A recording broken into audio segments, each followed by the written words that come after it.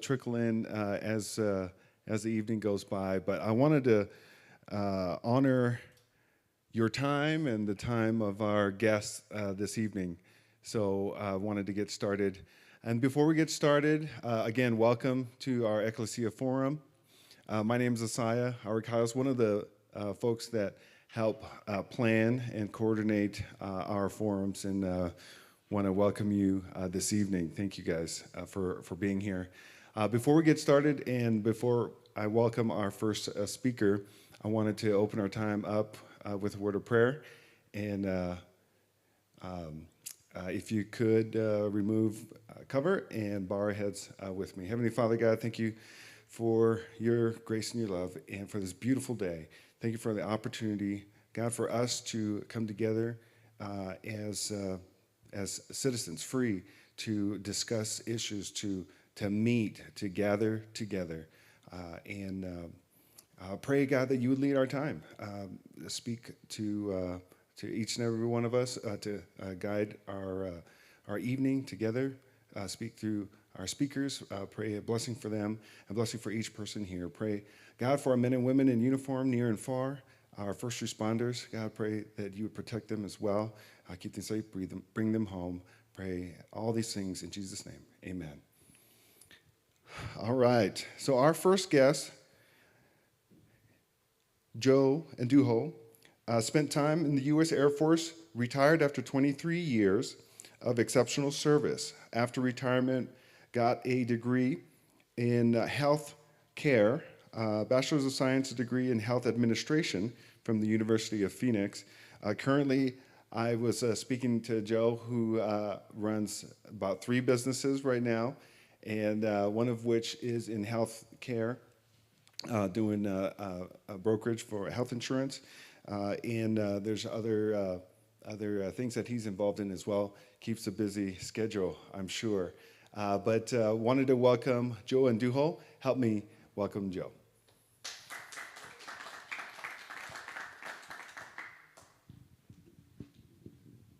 Thank you, Hosea.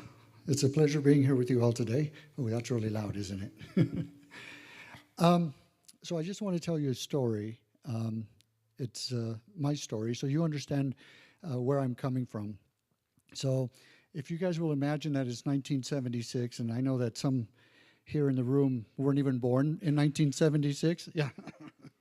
And some of you obviously were born in 1976 or earlier.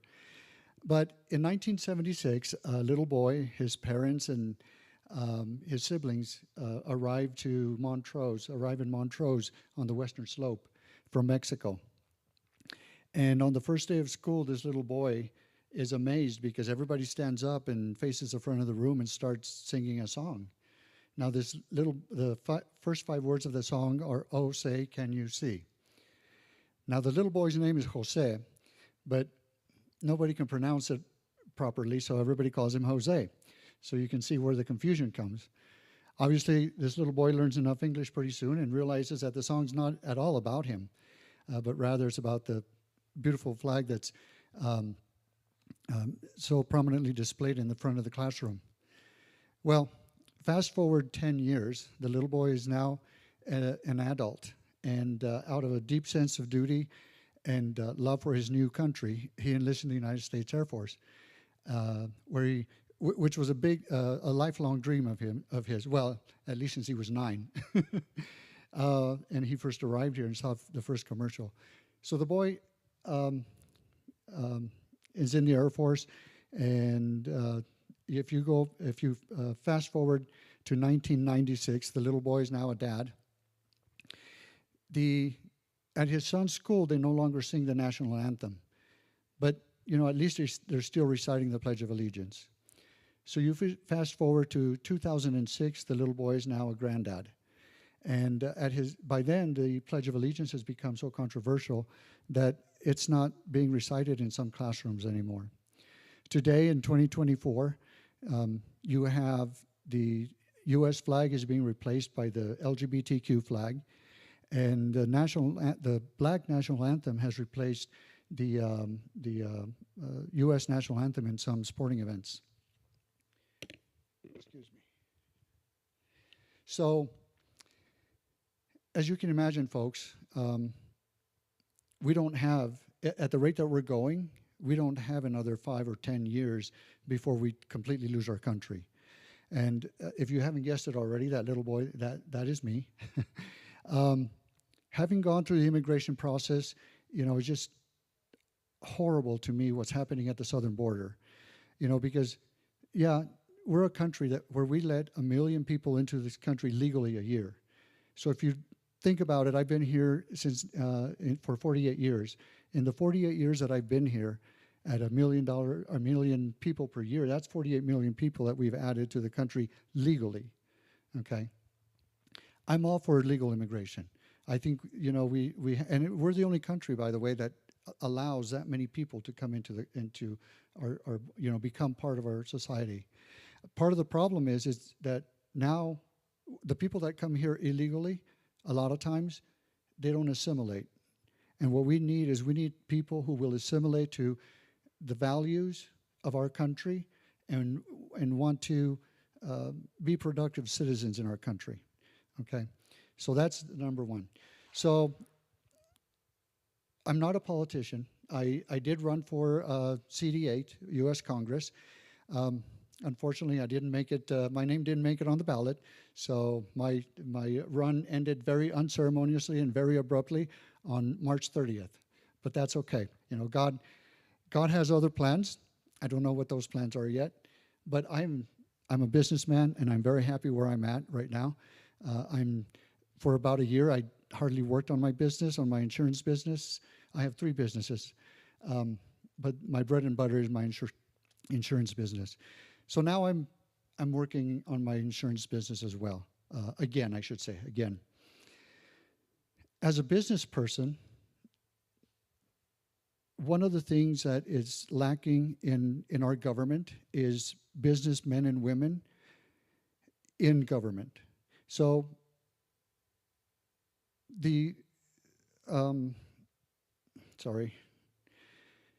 our founding fathers, they envisioned the citizen legislator, where men and women like you and I, we own our businesses, we have our jobs, and we go to Washington, D.C. for a limited period of time to take care of the country's business, okay? It's a little bit different than local government, but not so much. We're still citizen legislators. That's what the vision was. Our founders never envisioned somebody starting in government fresh out of college and never having met payroll, never having done anything really, and just dictating to the citizens how we should live our lives. So to me, that's one of the reasons that I ran. Obviously, I have 3 grandkids. That was the main reason that I ran was for my 3 grandkids, because having come here in 1976 as an immigrant child and having had the opportunities that I did, and seeing where my 3 grandkids are right now, 12, and 13, they don't have the same opportunities that I had as an immigrant child. And that's what I wanted to do by going to Congress, is ensure that my grandkids have the same opportunities, and your kids, frankly, and grandkids, for some of you who are little gray hair like me. 18,000 plus small businesses in the district. So CD8 is Adams County, Larimer County, and Weld County. Most of our businesses are not represented anymore. Our legislators, they come up with rules and regulations and red tape that hinder not only our business's growth, but the way that we interact with our employees. And so that was one of the things also. I grew up on the Western Slope here in Colorado, so I was driving tractors and riding horses at age 12. And I was driving, on the ranch without it, because back then you don't have to have a license if you're driving. So, the EPA and some of these three-letter agencies, our government, our legislators, have abdicated their responsibility and given a lot of power to these three-letter agencies, the EPA, the Department of Education, the FBI. I mean, they literally have taken their responsibility and given it away and said, you know, and part of the reason, I think, is they don't want to make any tough choices, which is what we need. We need legislators who are going to make the tough choices, you know. We're at almost $35 trillion in debt right now. That is debt that our grandkids and my great-grandkids, they're the ones that are going to have to pay it, because there's no way that we're going to be able to pay it. And it's criminal that our legislators are allowing this to happen. It should not be happening. If we had responsible legislators who adhere to the Constitution, we wouldn't be in the mess that we're in right now. That's the number one thing. You have to adhere to the Constitution. The first time I raised my hand to defend this country and to defend the Constitution was when I enlisted in the Air Force. A few years later, I became a U.S. citizen, and so that was the second time I raised my hand to defend the country. You know what? Most of the legislators that we have now, they don't uphold the Constitution. They swear an oath to uphold it, but they don't. If they did, we would not be in the mess that we're in right now. So my background is in healthcare administration. How many of you like paying a mortgage worth of premiums every month for your health insurance? There is absolutely no reason. I've been in the industry for 38 years. There's absolutely no reason why we should be paying the kind of premiums that we are. You know, what the Democrats are trying to do, they're trying to make us go into a single-payer system where they decide what kind of a health care system we have. Obamacare, or the Affordable Care Act, that was part of the, you know, trying to get in to do that. I don't know if you all remember, but the promise was you're going to save $2,500 a year. You're going to get to keep your doctor, and you're going to get to keep your plan if you like your plan and your doctor. I guarantee you most of the people that believe that, they don't have the same doctor, they don't have the same plan. Oh, and by the way, they're paying way more than $2,500 a year more for their health insurance. I know the system well, and we can do much, much better. And so that's another reason that I had decided to run. It's just really sad, the state of our country, where we're at. Well, you know, our legislators just recently passed another resolution. Oh, by the way, Congress has not passed a bill. The House of Representatives has not passed a budget in over 20 years, or close to 20 years. That is their chief responsibility. They hold the strings, the purse strings. They are supposed to be, you know, making sure that our money, the taxpayers' money, is not squandered. So how does it get squandered? How does our tax dollars get squandered? It's because all these legislators, they put in all their pork, all their and whatever they want for their district, they put it into these bills. That's how we end up with 2,000-page bills. We need to get back to when we used to have, you know, if you wanted to vote on aid for Ukraine, you voted on aid for Ukraine. And if you wanted aid for Israel, you voted on aid for Israel. If you wanted to vote on anything else, you bring a bill specifically for that, 2 or 3 pages, you know, sometimes 2 or 3 paragraphs, and you voted on that. But no, today we're voting on, and what's so sad about this is that you may really, really like your legislator, but they are voting for things that are against our interest and the interest of the country, because they're only voting for that one item that they want in the bill. But it's hurting all of us. So we just need to make sure, our legislators, and we need to pressure our legislators to make sure that they vote on one specific thing.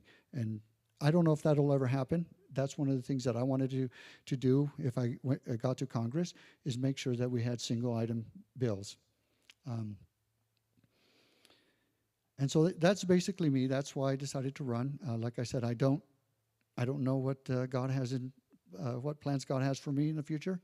I'm just enjoying being with my grandkids now, because campaigning is a lot of work, a lot more work than I thought it was going to be. It was a great experience, and I'm very glad that I did it. I'm very glad that I did it, and I would do it again if the right situation presented itself. Just because I enjoyed going out there. Starting in January, I was out there almost every day, knocking on doors, meeting people.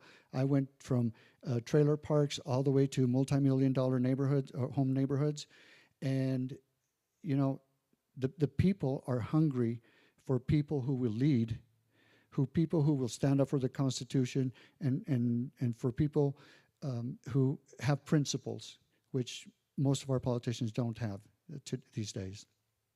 So I don't have much more to say. I'm honored to be here. I'm very very glad that you guys have this forum to bring the community together. Ecclesia from the Greek means community, and I wasn't sure at first whether it was from the Latin, which means a gathering of believers, or whether it was from the Greek, which means community. So I was told you guys take it from the Greek. So any questions for me? I'm happy to answer any questions that you might have. Or Thank you, Joe. Appreciate it. So we do want to take some time for question and answer. We have a microphone set up here. I can bring you this microphone, and Joe can use that microphone. But we do want to use microphones so that everyone here can hear it. When the room is high ceilings and far walls, it's difficult to hear sometimes. So please use a microphone, and then it also helps with the video recording as well. So yeah, any questions? I did have a question if no one has one just yet. Joe, what was you had mentioned that you enjoyed running and liked it. What was maybe a few things that you learned? Sure. So I learned, and I guess I kind of knew, we decided that we were going to go through the assembly process. And so I think most of you are probably familiar with the caucus process, right? The caucus is, that's about as grassroots as it gets. You meet in your neighborhood, and a bunch of you and your neighbors decide who's going to be a delegate to represent everybody's views in the caucus. And so we decided to go through the assembly process because we wanted to honor that process. And what I found, I think, is that it's politics, and I don't want to say this. I don't want it to seem like it's being disparaging in any way, shape, or form. But there's this kind of like good old boys club, and stuff. And as an outsider, it's very difficult. One of the reasons that I did go out and canvass the district was, as a businessman, only the people that I do business with, and I know a lot of businessmen in the district, they're the only ones that know me. I wanted to go out and meet the residents in the community and hear from their mouths what are the most important issues to them. And I can tell you the border was number one for almost everybody. Number two was the economy. Number three was crime. So economy kind of encompasses the national debt and the rising property taxes and the inflation, that kind of stuff. So those were the top three issues for everybody, and so I listened because those are issues that are very important to me as well. So what I learned, probably in the future, I would probably go do a little bit differently, and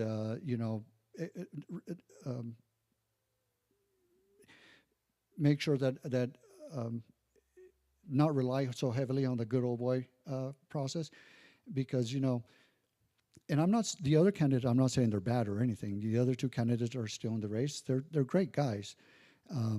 It's the people. The delegates decided who the other two candidates are going to be.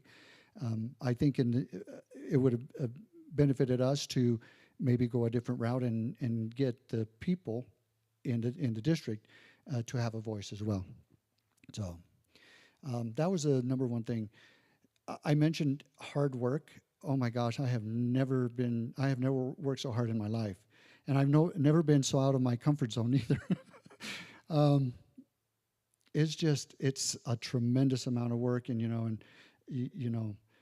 I had to go and learn how to speak in public because, I do it in business, in front of small business groups, but I've never spoken, in front of hundreds of people, and so that was kind of difficult.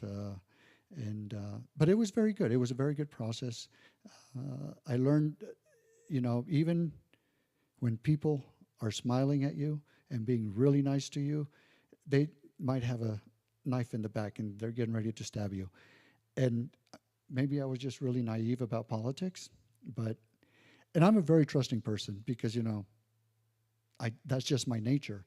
And so, but my campaign manager would tell me, Joe, this is a blood sport. You're going to, if you're not careful, you're going to get hurt. So, and I didn't get hurt. I mean, but that's one of the things that I learned, is to trust but verify, as Reagan said.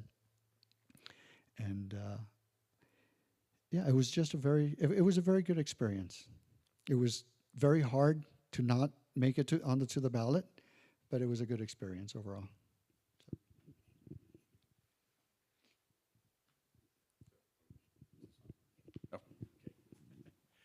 Yeah, thank you, Joe, for being here tonight and for sharing what you are sharing, because I think this is incredibly valuable for our group, being political outsiders and just trying to figure out where do you even start, because it seems like it's overwhelming. And it does seem like there's a lot of it that's it's already prepackaged, and if you don't fit the prepackaged, then what do you do? But my question for you would be, what advice would you give to political outsiders based on what you've learned? How would you advise them to engage moving forward? How many of you here have gone to have been part of the caucus system? So a few of you. That is the number one thing I would say is everybody get involved in the caucus, because that is as grassroots as it gets. And I've been to the state. I've been a delegate before. It's very enjoyable, actually, and I would just encourage everybody and bring your friends and your neighbors, your family. At this caucus that I was the caucuses that I was participating in, there were very few young people. So whenever I saw somebody who was very young, and we have a few young people here, so thank you for being here, and all of you in the back. It's very important. This country, we're going to be gone. Those of us who have gray hair, we're going to be gone in just a few years. And I'm really sad that it was under my watch that this country has gotten to where it's at. But you know what? It's up to each one of the young people now to get involved. So I would say, get your kids involved. Take them to take them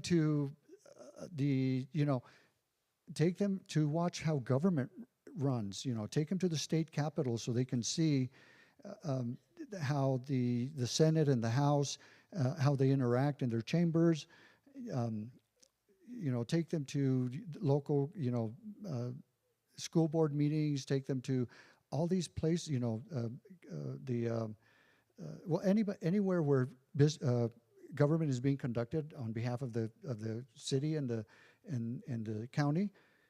Take your kids and just get involved. One of the sad things is as conservatives, I think we often get too busy or think we're too busy to be involved, And it's really a shame because, on the left side, it's like a religion to them, and politics is like a religion.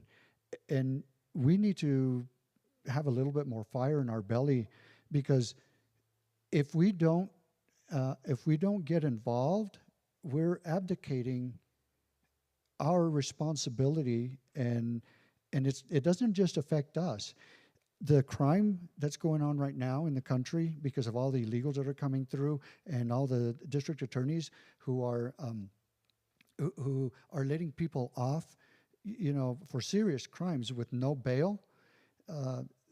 It doesn't just affect Republicans; it affects everybody. And so, by us not stepping up and doing our part, we're abdicating our responsibilities as citizens. And we're letting that happen to everybody, to not only our kids, but to our neighbors' kids, even if they don't ideologically. Maybe we don't agree, but and that's another thing. Don't let people bully you when they call you racist or a homophobe or a transphobe or a xenophobe or whatever. Don't let them bully you. You know in your heart that you're not. And, I've been called all those names. Yeah, I've been called a racist. And I'm like, really?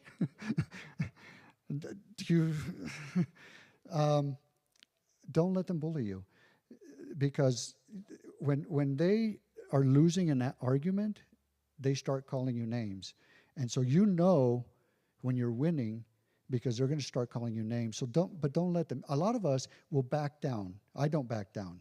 If somebody calls me a racist or whatever, I laugh in their faces. But we just can't don't be afraid, especially white people. Okay, I'm speaking because right now, you guys are the ones that are taking the brunt of this hate and this cancel culture. Because something that happened 200 years ago, when our country was being founded, don't let them call you names and just throw it right back in their faces. And a bully doesn't back down until you punch him in the face, until you fight back. And so we need to make sure that we don't let them get away with calling us names and trying to disparage us as conservatives, because it's not who we are. In fact, we are more inclusive. When you think about it, we are more inclusive than a lot of the special interest groups out there. That they'll exclude you very easily and very quickly just because you disagree with them. So. All right, is that it? Thank you again. Appreciate it, Joe. Let's give Joe a hand. Our next guest is a current sitting government official with the Weld County Board of Commissioners, Miss Lori Saine.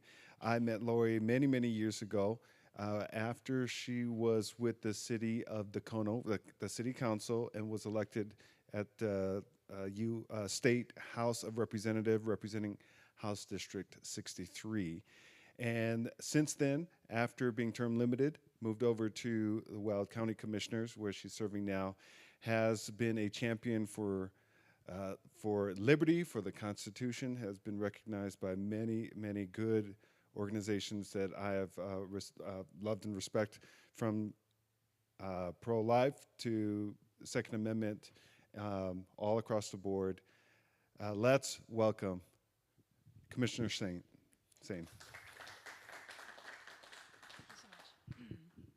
Thank you so much for allowing me to be here, and I was grateful to listen to Joe and his experiences, and hopefully you'll run again, sir, because I agree with that statement. We definitely need more business owners in government and run government more like a business. We have a severe lack of that right now. But one thing I wanted to, I think as far as the church in action, And that's something I've been very passionate about, especially lately. And I've been talking to quite a few pastors about the Life Initiative, the petition to stop the intentional dismemberment or murder of any child up to the age of 18. And just kind of walking through all the things that Satan throws at you, whether it comes from without or from within.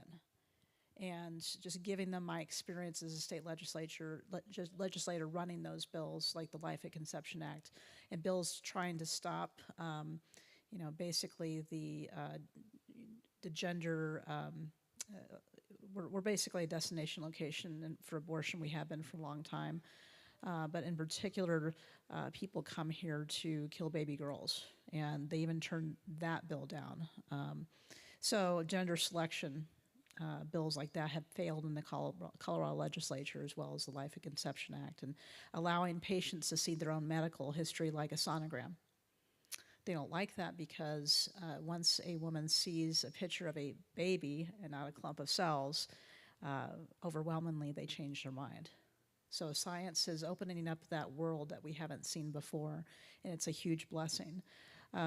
But back to action, just engaging those churches to engage in that topic in politics, which I had a conversation earlier and I've heard much the same thing. Well, I can't get involved in that, that's dirty.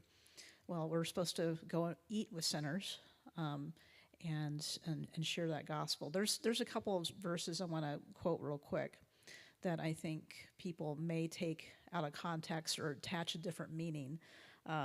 One of which is in Romans, and it's the Romans 13, 1 through 7. And, consequently, whoever rebels against the authority is rebelling against what God has instituted, and those who do so will bring judgment upon themselves. And you may have heard this verse quoted before. However, it doesn't mean that if the government says there's more than two genders, that we shouldn't do something about it. Because those who are not grounded in reality are much easier to control. And who is the prince of this world? Leaders in government, I don't care what flavor it is, tend to have a strong hold of control. They want control over others. And some will do by any means necessary. So it's very important that we not stay inside the four walls, especially when those whom God loves, especially our children, are most vulnerable, are being hurt by some of these horrible ideologies. So we need to take a stand. There's a really good, if you haven't seen the Bible Project yet, they've got some excellent videos. One of my favorites right now is there's 3 ways. Because we're citizens of heaven, but we're not there yet. Amen?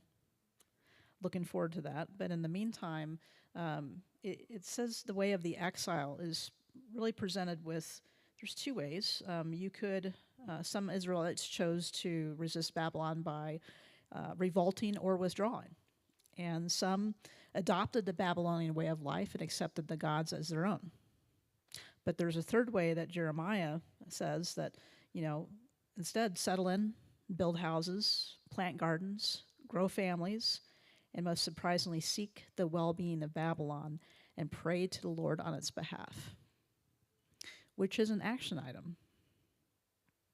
So it's not a way of compromise, and it's what's called subversive loyalty, and that's something that Daniel chose, right, when he stood, or when he prayed in the window openly, when he and his friends wouldn't give in.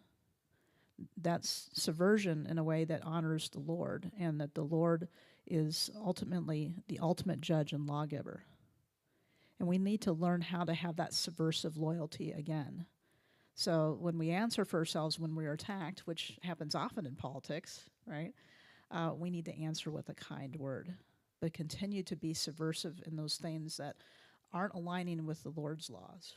And I think the church needs to maybe have classes in that, or maybe start engaging in those things. And what could that look like in the political sphere? Well, it could look like running for office, right, and taking that chance. And you've gotten some message out there, whether you win or lose. You've provided people a choice. It could look like showing up to meetings, whether it's at the State House, county commissioner level, school boards in particular, and being unafraid, because those who are with us are greater than those who are with them. They present an amazing defense, don't they? It's pretty amazing. It looks solid, but really you turn it and it's 2D. Okay? And liars are good at lying, and Satan is the father of lies, is he not? It's very convincing, but word's Lord never returns void. So we must be unafraid. And even if it doesn't look like we're having an impact, truly you are. So one of the action items I may ask you to do is show up to the Weld County Commissioners meetings on Monday and Wednesdays at 9 a.m. There is a change in the atmosphere when their bosses, their real bosses, are in the room and they're listening. There's a complete change in atmosphere when you are sitting in on a work session where we're making decisions that affect people's lives. And I'll be so bold to say your local governments, even at your town here of Evans or your local cities and towns, they actually impact your life more than you think.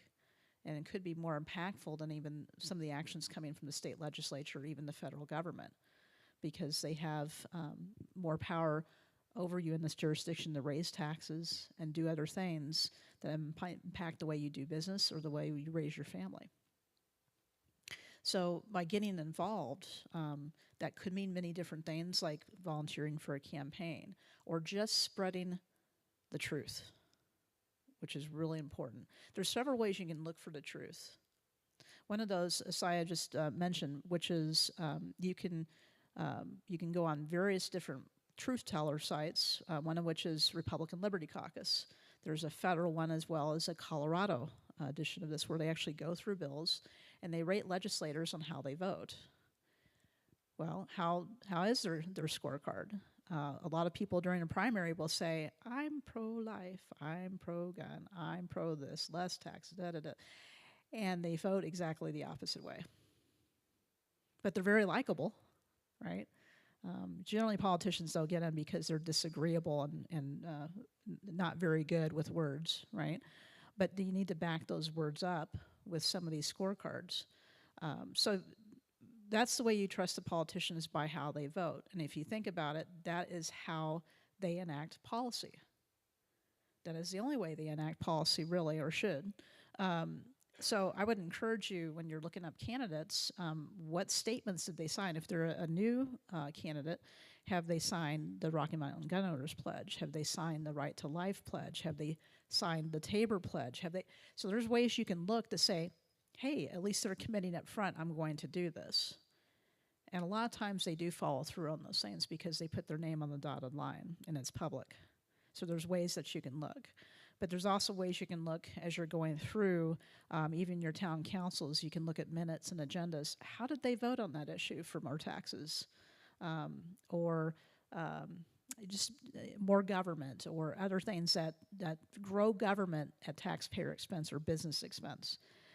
One of the things I get asked quite often is, what does a county commissioner do? Anybody in this audience know? Willing to put your hand up? Come to the mic. Well, I've asked Republican groups before. The cutest answer I've ever got was, well, you commission, which is technically right. Yes, we do. But at the county level, and this is across the board and somewhat for your towns and cities for the most part as well, depending on how they're organized, but we have legislative, executive, and judicial, if you're counting quasi-judicial when it comes to land use cases. That's a lot of power invested in one body.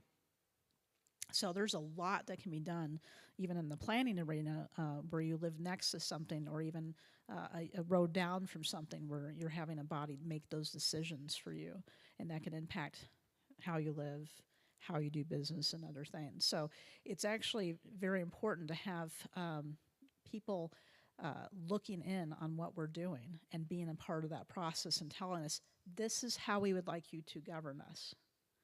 It's extremely important. So you may have heard that some county commissioners got offended and they took away public comment in a public building and a public hearing, which didn't go over super well, right? And for one, being offended at government is hard to do. We're supposed to be listening to you no matter how you say it or express it unless you're directly threatening our lives. That's probably the only no-no. Everything else is, not covered by insurance if we were to kick you out of the building for saying something. So really important for elected leaders to know that. Sometimes we don't like what you say, that's very possible, but it's your right to say it and inform us about how you would like to be governed. So that did get reinstated after a lot of public pressure, and we had some really excellent groups like Destiny Christian Church in particular sat in after it was said that their pastor was very threatening the staff by what he was saying. And they did a great job on that and got some TV coverage because there was supposed to be some kind of protest that day, but the editor group left to do something else. But these folks showed up, and it created quite a stir nationally as well that elected officials would dare get rid of public comment just because they were offended. And the reasons changed just about every week. And first it was the citizens themselves because they said naughty things. And the second one was the staff felt threatened. And the third one was the city of Fort Collins. I don't get that because it's a different jurisdiction. But this is true. You can look it up. The fourth was me somehow. And the fifth is now Dave Williams because he said something at a private event. And but regardless, it's not our job to make excuses. It's our job to lead. And leadership does not look like shutting down the public when we're doing the business of the people, because you are our business. So the Weld County Commissioners have instituted new rules. And, one of those rules looks like to me very much a sit down and shut up situation. I can't say it nicer than that. But while they were debating these rules, I was actually cut off from asking questions, so it was literally effective right away, apparently. And I have to asked to go to the bathroom in meetings, regardless of where those meetings are held, if they're an official BOCC meeting, and ask permission to even stand or speak. And I asked if all the meetings were going to be Robert's Rules of Order, and I kind of got, yeah, we think so. Well, regardless, if I break any of those rules and, slip away to use the restroom without asking permission from the chair, I could be censured or other penalties. We don't know what other penalties mean. I asked the question, and the attorney said, well, we'll just, kind of make it up as we go along. We'll see how bad the offense is. So this is not a situation where we're exactly experiencing either a condition of liberty, nor are we experiencing a heart of service. So I'm an elected representative, and I've already been threatened to be censured if I speak out against oil and gas bills, like I did a couple weeks ago. And again, I have a title regardless if people like that I have the title or not. And I certainly have the right and will continue doing so. We'll see what my penalties are to speak out against some of these bills that are going to directly affect Weld County. Oil and gas makes up a big chunk of our budget. We're supposed to be a Second Amendment sanctuary county, and on and on. There's a lot of bills that affect us directly, and are mine even, I would argue, are pointed at Weld County. So yes, I'm going to speak against them, whether the commissioners give me permission to do so or not. I was a legislator for 8 years. I know how to testify, and I do testify on behalf of District 3, not the rest of the board unless given permission to do so. But I was told directly I cannot do that anymore. So we'll see. I think back to loyalty and subversion. I'm going to do the right thing regardless if a majority of the body said it's the wrong thing, because I'm here to represent you. This is not my dream job. I'm doing this because somebody needs to hold the torch for liberty and actually represent the people on the ground. There's been a lot of changeover here in just the last couple years. And the danger is when we have folks in government that think they don't answer to the people anymore. The danger is you'll be overtaken by others that are far worse. And if you think about back to Daniel's experience, he saw dreams where one empire was replaced by another, and progressively probably far worse each time that iteration came about. And when we don't hold the principle, eventually others around them don't hold the principle.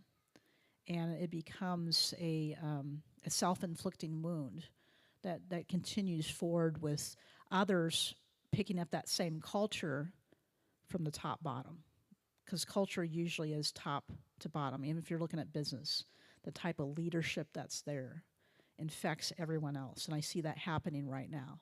with people being shut down in the business world, in the county, and other areas. And we need people to stand up regardless of what it costs. And if you think about what Jesus did, where he mirrored Daniel's subversive loyalty, he spoke up against those political powers. Some of those being the Sadducees, the Pharisees, the scribes, the teachers of law.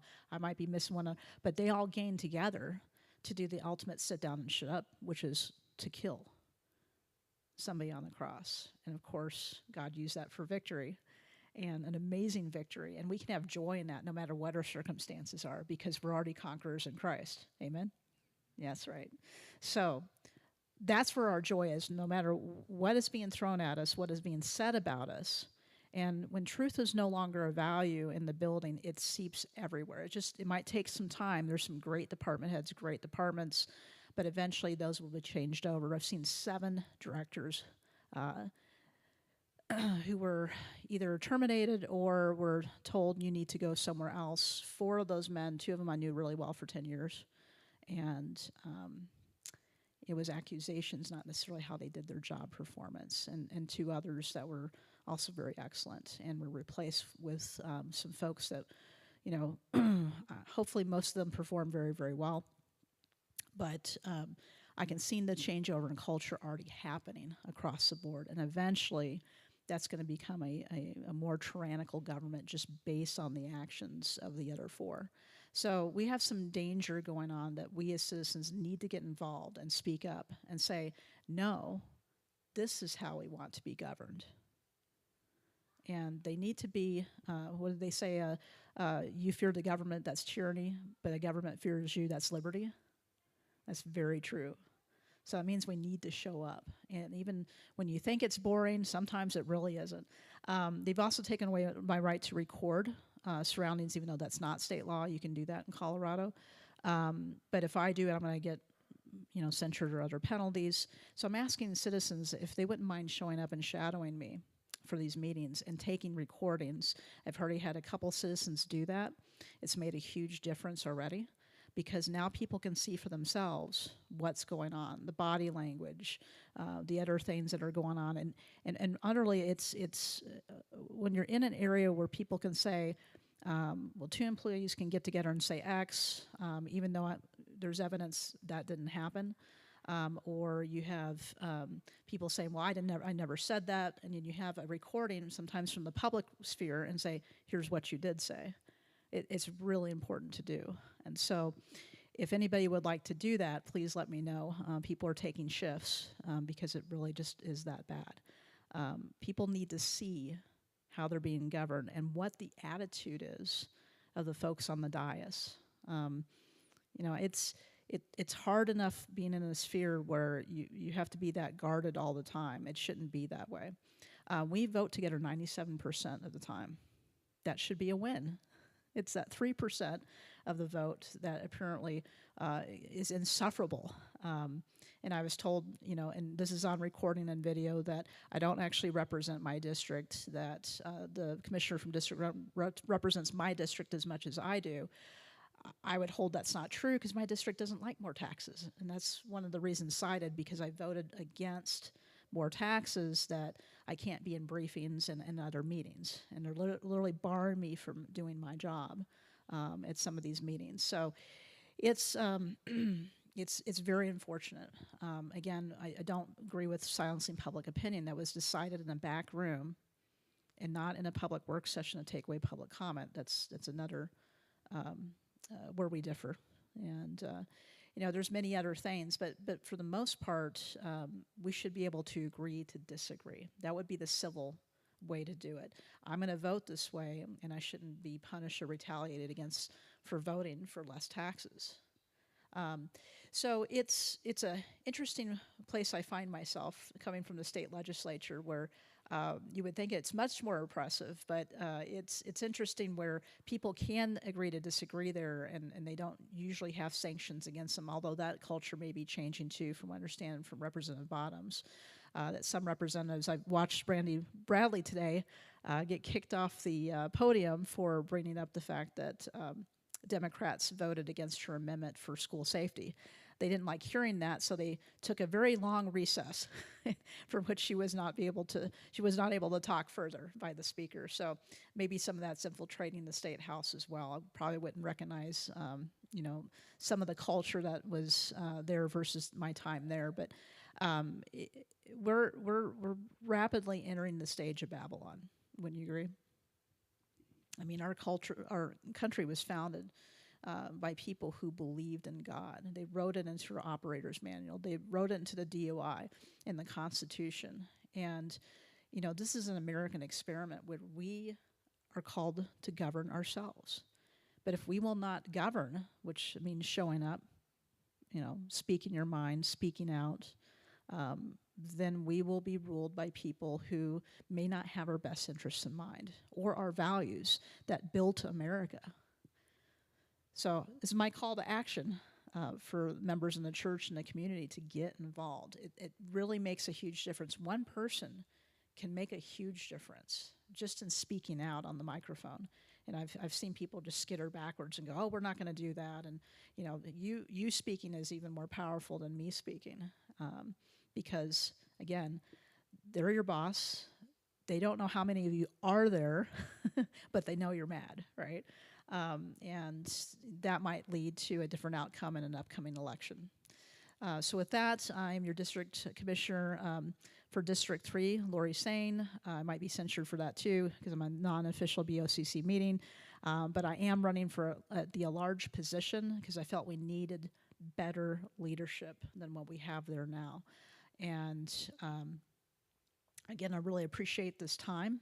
And in caucus, I did win top line, even though I was a write-in candidate, which is quite a feat because God kind of just shoved me right through the door and said, you're going to do this today. I'm like, okay. And he'd been poking me in the chest for about 3 or 4 weeks, and I'm really stubborn. I'm like, I can't do that. There's giants in the land. Well, let's be like the two scouts, right? And say who is with us are greater than he is with them, and leave the results to God. And who knows what kind of difference I can make by opening doors and opening eyes and opening hearts in these next several months. So with that, I think we have question and answer time, right? Okay.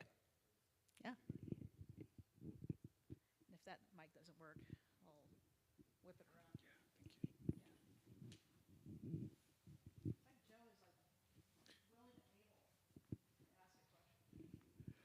So we hear about the blue creep that's coming up from Adams and, the Denver, up into Adams and up into Weld. To me, it's hard to believe that Weld County has read it as it is and is independent and liberty-minded. What's going on with your colleagues it's kind of disappointing. And you're right. I think we need to get more people in the community involved, and it takes somebody with a heart to serve, and a lot of politicians nowadays don't have a heart to serve.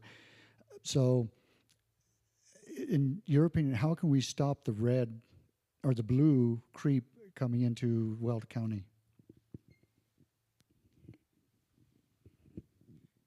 That is a great question because we can't let Weld County go. We've already got a blue state. We need to keep those Republican strongholds there in place. And as I mentioned, we won't do that if this is the kind of actions that people are seeing taking place. They're not going to trust that party that's in charge and should be representing those principles of individual responsibility, free markets, and limited government, and equal treatment under the law. And I will say this, it does come down to a lot of equal treatment under the law. When you have a ruling class that has established themselves, you start seeing things like rewarding friends and punishing enemies. And unfortunately, I think you're seeing a lot of that going on right now. And I fault some of that to, we have opened our primaries, and thank goodness the state party has closed those. But what that has done is everybody, I would say there's a lot of people, moneyed people. Some people call them the donor class or others, but special interests in general have more money to spend than those folks who are in it to do the right thing.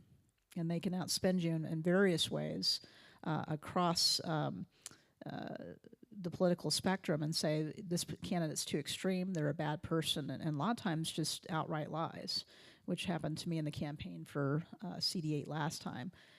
They spun to Republicans that I was actually the liberal in the race, right? Which obviously isn't true. I have A's and my opponent had F's. They also said I was not a supporter of the president, although I was one of the first ones to endorse him after he put the pro-life judges in place. And obviously I was the first surrogate speaker in Colorado for President Trump, among other things. So, you know, it's there where truth has no value and people have enough money to basically lie to most of the electorate. Marketing works, and it works every time. You hit somebody 7 times with a mail piece that says she's really this, and this person is really that. It's really hard for those people in there to do the right thing, and it also changes the dynamic. Anybody who was there initially to do the right thing, I've seen so many people, they had a plan until they got hit in the face, and then they start backing down because it's so much easier to go along to get along, right? You know, when your ego's on the line and you're receiving these hits, it doesn't matter where they're coming from. A lot of people want no more of that, so they'll start backing down, and we can't afford that right now. We can't afford for people to back down in the face of fierce resistance, like you were mentioning earlier about some of the bullying and things like that. We need somebody who's there for the right reason. And the only reason I'm standing here today is because we need a champion for liberty. We need to continue needing a champion for liberty, especially in places where people assume that's your brand and then you're acting it out. We're not doing that.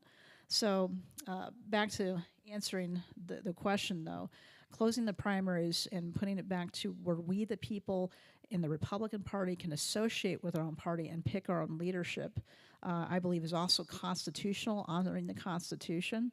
And it doesn't make it that much harder for people. They can still switch over to vote in the primary. It only takes a couple of clicks, I believe, with the Secretary of Website's address to change your affiliation to Republican to vote. So we're not keeping people out of the voting process. So anybody who's saying that that's not true. But by doing that, now you're having Republicans who may look in the right places and know where to look to say, is that the truth or is that a lie? Places like the Republican Liberty Caucus or other places where you can go and look for news, or even how did somebody actually vote on the Weld County Commissioners who actually stood up against those taxes. I was the only commissioner to do that. The rest said, we need a $78 million ag building, and then told the county council that we may or may not build that building, but we want your taxpayer money anyway. You know, so that's one thing. A $78 million ag buildings, that would be like the Trump Tower of ag buildings, and building in the floodplain where the EPA is likely to tell you no is not a great idea in the first place. But then the story changed 3 more times, and it was voted down, thankfully, by county council each time. So you may have seen a negative on your tax bill, at least from Weld County.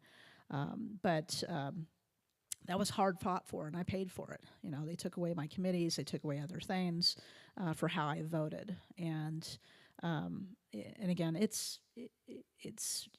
your vote is your number one job as a politician. In the state legislature or in Congress, you can run no bills whatsoever, but you are expected to vote because that's what people send you there to Washington, send you there to the state capitol, and send you to Weld County to vote to enact policy in a transparent manner. So the other challenge is making sure everything happens in a transparent manner and not behind closed doors like the public comment vote, right? So that's my other battle, is making sure that we are obeying open meetings laws in word and in deed, following the spirit of that law. And that makes me a part of the decision-making process as well for you as your representative. Any other questions?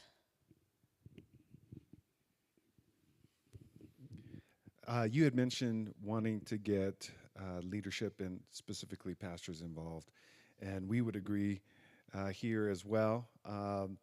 And I have had that issue for as long as I've been interested in politics and going to school at UNC for political science and coming to Colorado from Hawaii. The question is, how do we get more pastors involved, interested, engaged, holding the torch as you have been? I think as faith leaders, you hold a bully pulpit that most people can't boast of. And, we're supposed to use our voice in penetrating the darkness of this world and speaking truth. One of the ways that you can do that, and by the way, the biggest lie I heard from a lot of churches, I had a lot of ladies calling these churches all over Weld County, and well, I don't want to jeopardize my tax-exempt status. Well, first of all, if you lost your tax-exempt status, do you think the Lord would provide? Yeah, he would, I think so.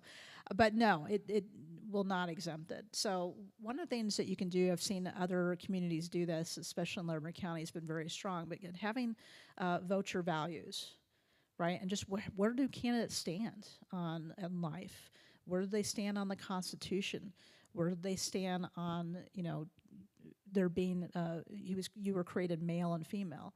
Where are you, all these positions where candidates stand could be extraordinarily helpful. And then having candidates speak like in forums like these and broadcasting that. But also, again, getting people involved. And that can look like many things. Showing up is a big one. Showing up and praying is even better.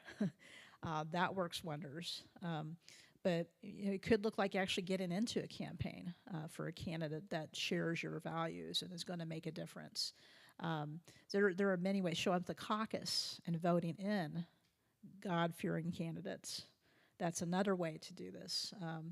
But getting out there and talking to other pastors, I think is job one, and explaining why this battle is so important. Pastor to pastor is much easier.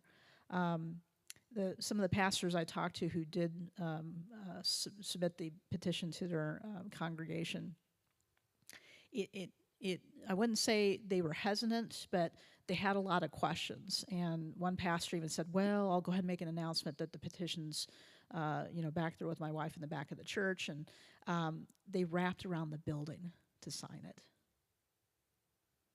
God moves in amazing ways. And the truth that we were made in God's image, that's Genesis.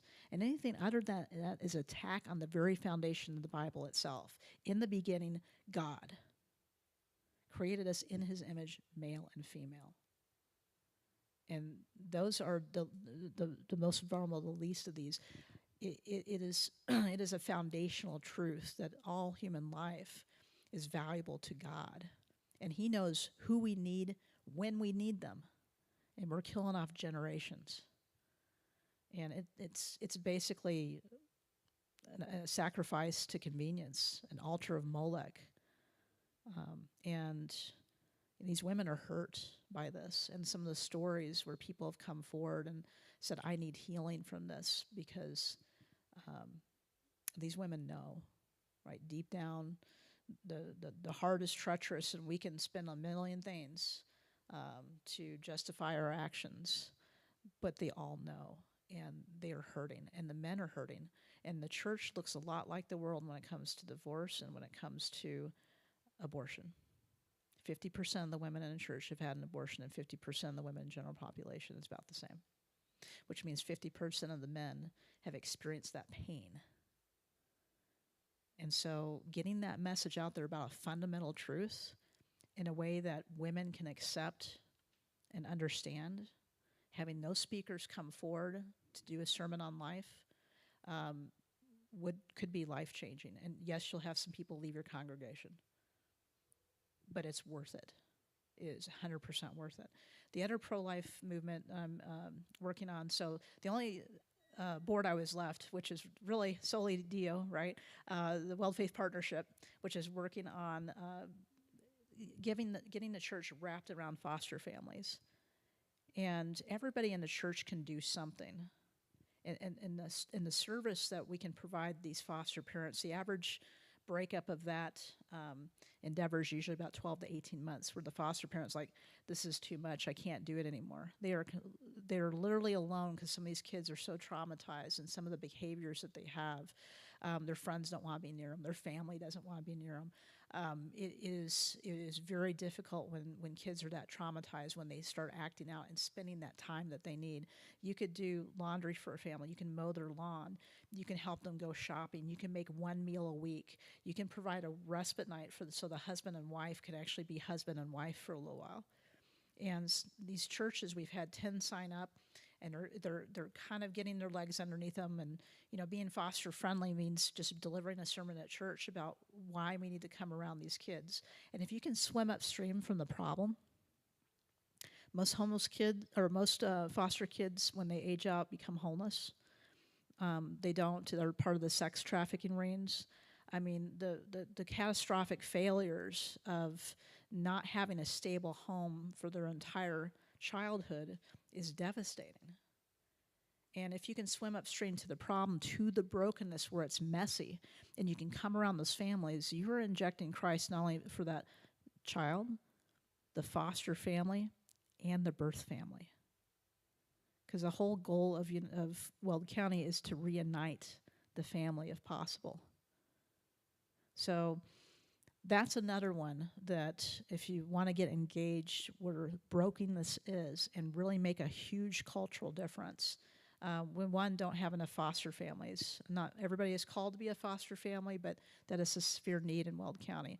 But also those wraparound teams that come around our foster families so they stay together, hopefully permanently, to get that child through adulthood and give them that stable, loving home that they need to be able to thrive. But that's another prayerful consideration I ask. There's 2 big action items right there that could change everything and shine a light in some of the darkest places in Weld County and in our culture. All right, so I gave a really long answer to that last one. Anybody else want to dare to ask me another question? I'll try to keep it short.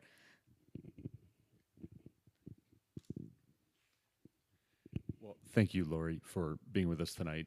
I did want to touch on something you had made maybe a passing reference to with regards to the difference between those who are big donors and they, obviously have a big say in who is regarded as electable or who's likely to actually get through the primary process. But if there seems to be a disconnect, whether we're talking about more fiscal matters or culture war, that's another big one that a lot of the donor class seems like nationwide is just not about, and they'll divest from candidates based on that. Is that perhaps driving more Republicans to run like Democrats or to govern or to serve in office once they get in office like Democrats? Do you think there's a kind of fatalism there? And what do we do about that if so? So what I've seen is, and I won't blame all the donors because sometimes they're also told lies, given to this fund, this PAC, and we will get you an electable candidate. Yeah, candidate X is nice, but they're too extreme and they're not going to make it. So, there's a lot of falsehood, and again, God is not the author of confusion, but you see a lot of these PACs supporting candidates who are going to be center-left.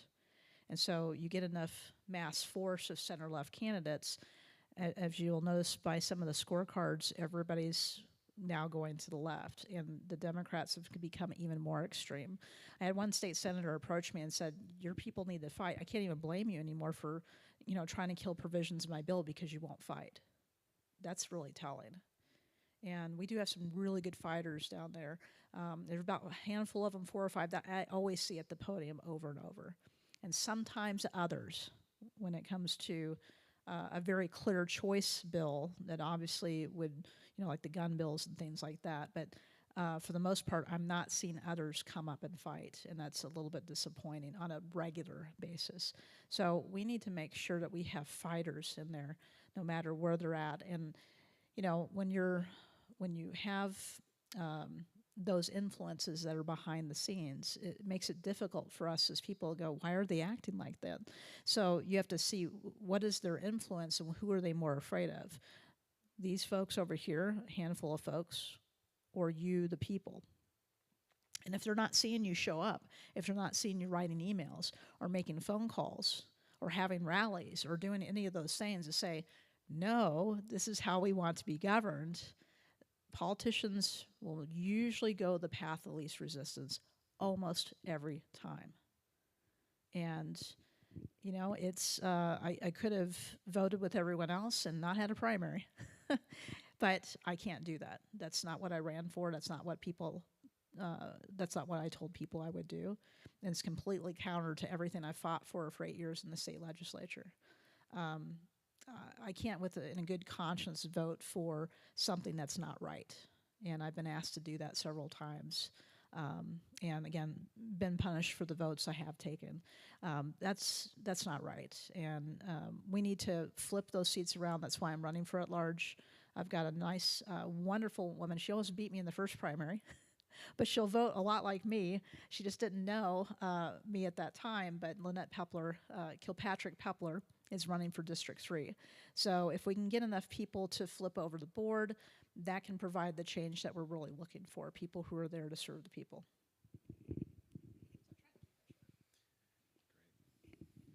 Thank you, Lori. Let's give her a round of applause.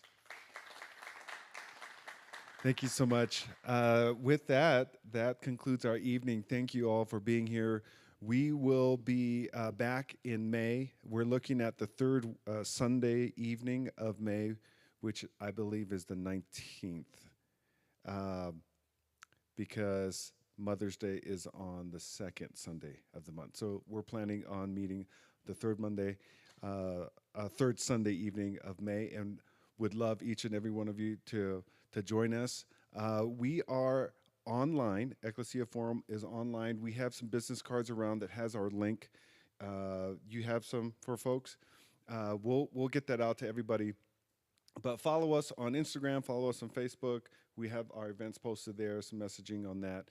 But we'd love to stay engaged with every single one of you, and we'd love to see you next month here again. Thank you all for coming. Have a great evening.